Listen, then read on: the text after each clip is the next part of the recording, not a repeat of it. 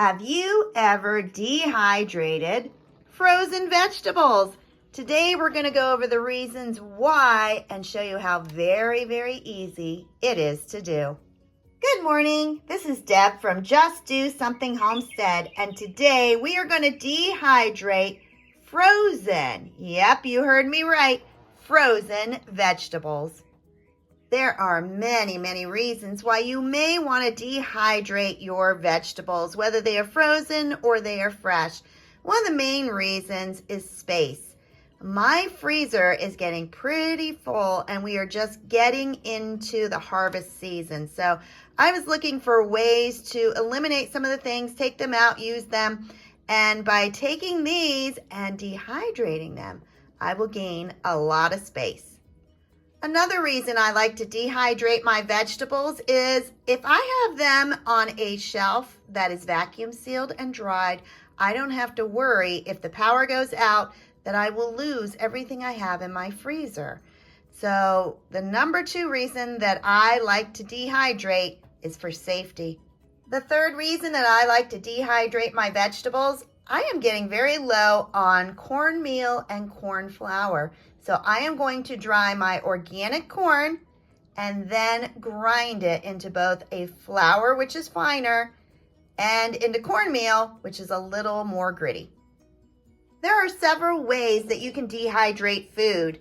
My mother-in-law used to take fresh herbs, cut them up, put them on a metal tray, and in the summer, place them in her car on the dash, and that would dry them. She also would say it would just make her car smell wonderful. I've also heard of people putting them in their oven on very low, but honestly, I don't want my oven on when it's starting to get hot out. So what I use is a dehydrator. And this one I have had for, it's hard to say, probably 10, 15 years. It was not expensive. It was less than $100. I just looked it up on Amazon. It is slightly more expensive, but this one is fantastic. What you want to look for is this digital panel right here. I can raise it, I can lower it, both temperature and time, and that is something you want to make sure it has. Mine is just a cheap, no brand name. It has 6 shelves. You can invest in very expensive ones, very fancy ones, but for me, this one is perfect. And mine is a metal box. That's what I specifically wanted. It has a fan on the back. It has the door that shuts.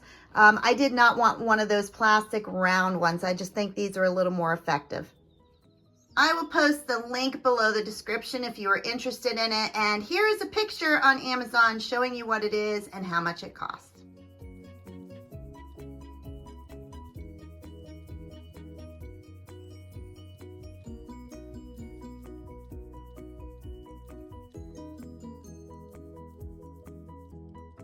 If you are interested in dehydrating, this is an absolute fantastic book, and I use this nonstop. It's like the Bible of dehydrating.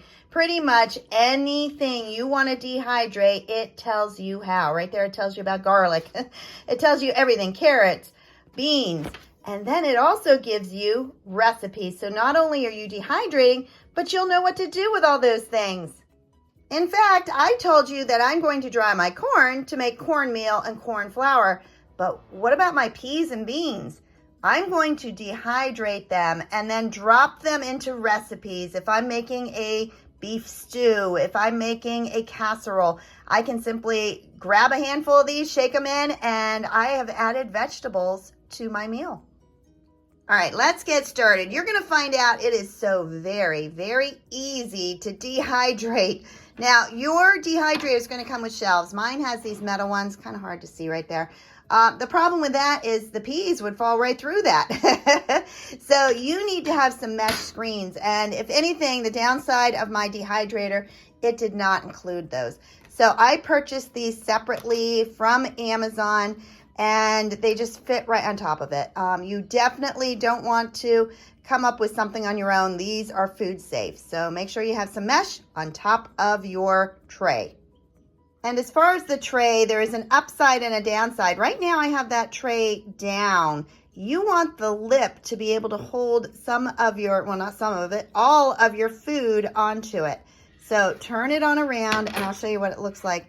All right, now you have this lip so that your peas are not going to all roll off when you try to carry it over to the dehydrator. I'm going to start with my peas, and the first thing you want to do is make sure there are no big chunks of peas stuck together. Make sure they are all broken apart. The first thing you're going to do is cut off the top of your bag. It's as simple as that, and you are going to pour them onto your tray. All right, my tray slid over a little. Slide that back on. I have spread out my peas. Now, it's okay if they're touching a little. You don't want them on top of each other. It's okay if the sides are touching, but don't have them stacked up. And 2 bags went onto 2 different trays. And this is what I was showing you. If you have a glob of them, you're going to want to break them apart. Don't have them frozen together. All right, so I am going to place them into my dehydrator. Let me spread this one out a little better. And that's it. It is so super simple. So you're taking them frozen. You don't even need to thaw them. And then I'm going to place it into my dehydrator. And this is probably the trickiest part, so you don't bump it and spill them. There you go. I have 2 rows of peas in my dehydrator. I'm going to turn it on. And it's saying 10 hours. Well, I'm not going to need 10 hours, so I just keep pushing this button. I want 6 hours for frozen vegetables. Now I'm going to look at the temperature. All right, temperature is showing 158. I don't need it that high. I'm going to lower it to 122. And that's it. And close the door. So that one can get started while I get the other 2 trays ready. Next is my corn. I'm going to spread it out. Now let's talk a little bit about cornmeal. I like to use corn flour and cornmeal. In fact, Jim came in to grab an apple while I was doing this. He said, "Are you going to make some cornbread?" And I think what I'll do is my next recipe will be on cornbread. But we like cornbread.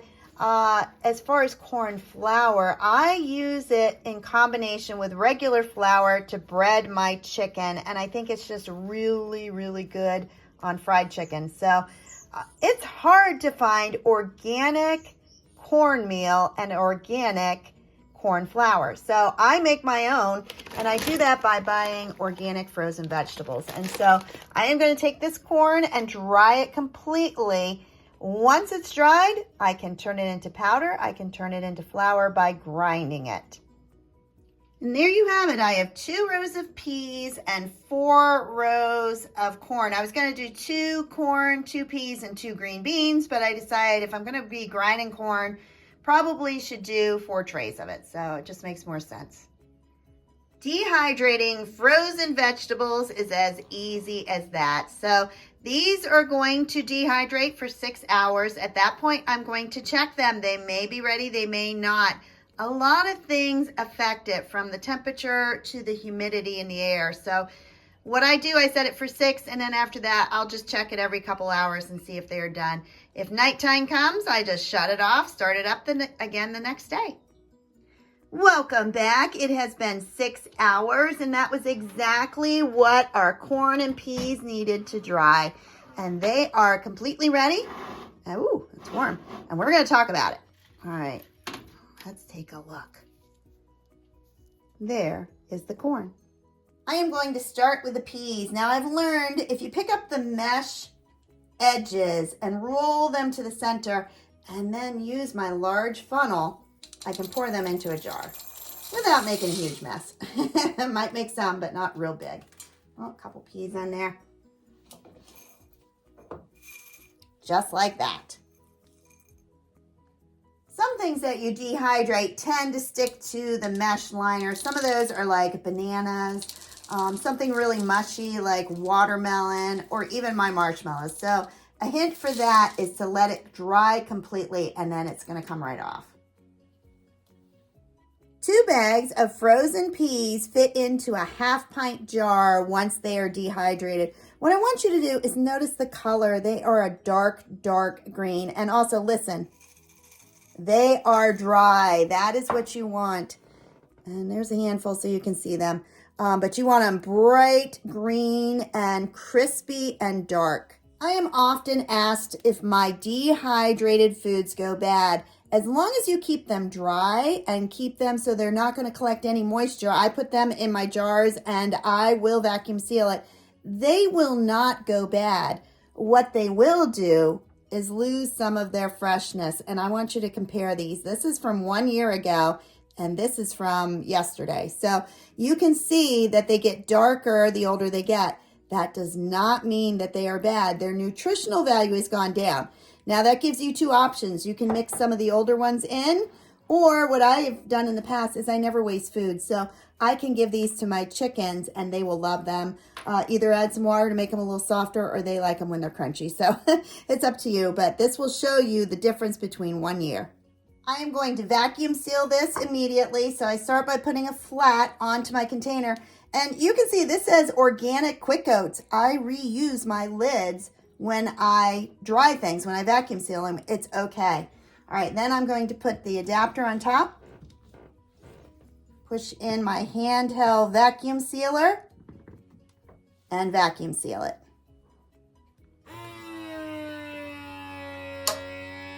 Did you hear it click? Wait for the light to go off. All right, and that is sealed. That is not going to come off. So I have removed all the air. The only thing I have left to do is put on a ring. And this one will be good for at least a year. Actually, you can have them go longer. As I said, the nutritional value will go down a little, but it is fine. This is 1 pint of dried corn. And can you hear that? It is very dry. You don't want any moisture in there. All right, we are going to seal this one. Same process as the peas.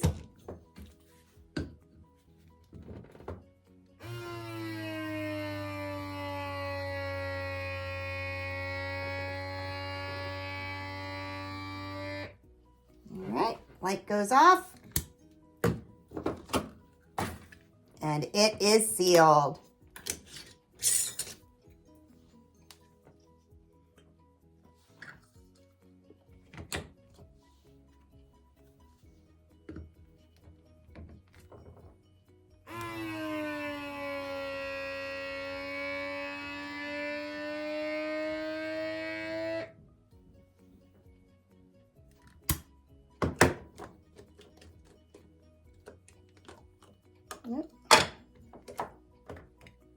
And it is sealed. Now this blue thing was just the ring that came off, so I'll just pop that back in and we'll be good. Just like that. All fixed. I was able to get 1.5 pints of dried corn. I'm going to save this for another video, but I am going to grind this up to make corn flour or cornmeal. I'm not sure which. The only difference is one is coarser and the other one's finer. The flour is finer. If you're interested in this little handheld food saver vacuum sealer, I just got this less than a week ago. It was about $16 at Ollie's. And I put a full video on it and a short video, so I will put those down below in the comments. That's all it took to dehydrate this corn that I'm going to make into cornmeal and corn flour, and these peas that I'm going to add to my soups and stews. So at this point, I'm going to go dry some more corn so that I have enough that on a future video, I can show you how to grind it. If you found this video helpful, please like, subscribe, and share. Have a blessed day. Bye-bye, everybody.